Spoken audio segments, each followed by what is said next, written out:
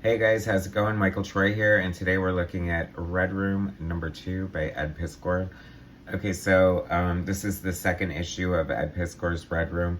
Apparently this is something he started for his Patreon fans and had been releasing in I think 1 or 2 page increments on a weekly basis. If you're a donor for $1, I think you can still do it and get ahead of the game if you want to.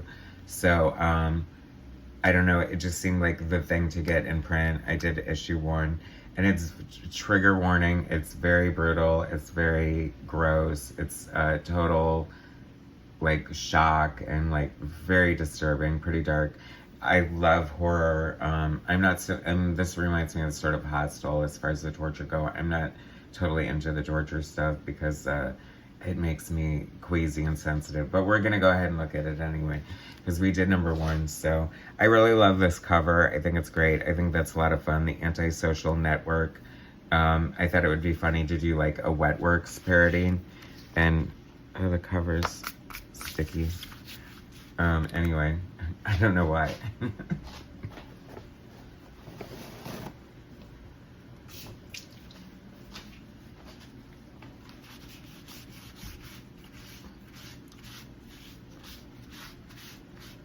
There we go. Gotta keep your comics in good shape and dust and residue free. Anyway, so I really like this cover. I think it's a lot of fun.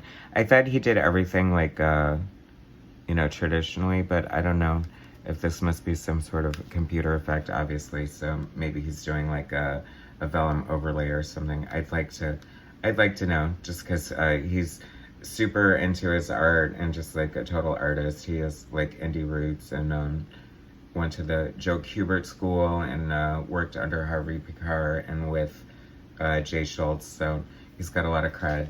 Eisner winner for what do you call it? Hip Hop Family Tree. What else? X-Men Grand Design. Very cool book. I covered that. And also the co-host of the wildly successful and popular Comic Flip Through channel. And they do other things, interviews and whatever. Cartoonist Kayfabe. Obviously my channel's a lot like them, so it's kind of fun to kayfabe the kayfaber. So let's get into it. This is all the alternate covers. This one is so cool, this Troy Nixie.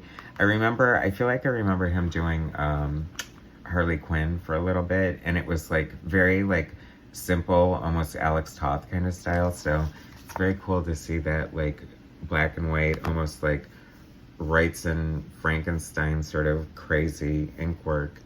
And then also of note, I'm sure that's pretty popular, is Jim Rugg, the co-host of the Cartoonist Kayfabe, did this Love and Rockets homage parody, which is cool. I think if you're gonna do an homage, it has to look dead on enough that people know instantly what you're homaging to make it successful. And I give thumbs up, success.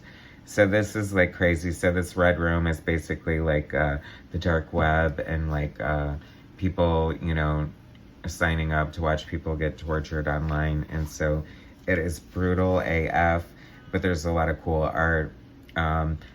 I don't know, I think it probably does help chill out on the gore factor that it's in black and white.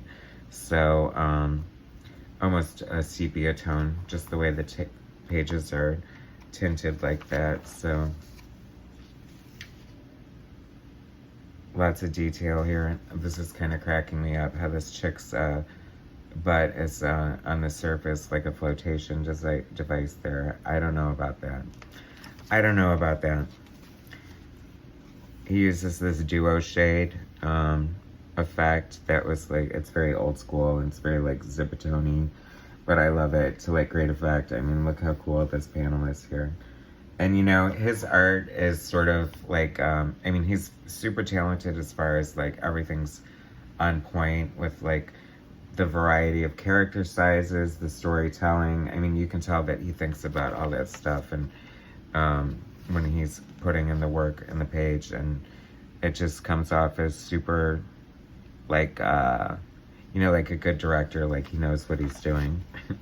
But it still has that major indie aesthetic to it, but it doesn't suffer from any of the, I think what hurts certain indie books is the inability to draw, and obviously that's not a problem with Ed Piskor'S art, so, but it's very much, I mean, you can tell that he comes from an underground background in indie aesthetic,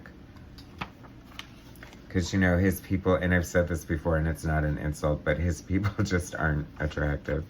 And that is super gross. Oh my god, that is so disgusting. Like, that really bothers me. Trigger, trigger, trigger, guys. That is so yucky.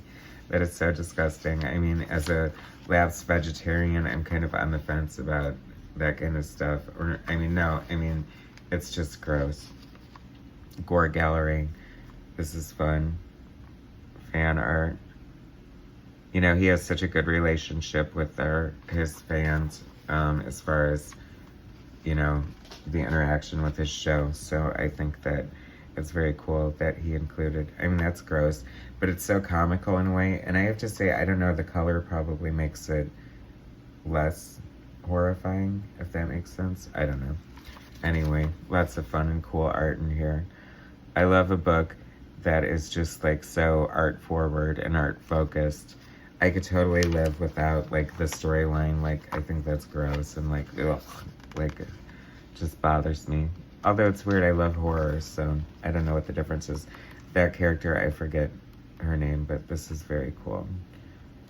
Very, very good job on that head there. I like that. So I think this is just going to keep on going. I don't know. So anyway, check it out if you've got the stomach for it. Thanks for watching. Please subscribe to my channel, hit like, share my content, and I'll bring you more later. Alright, thanks guys.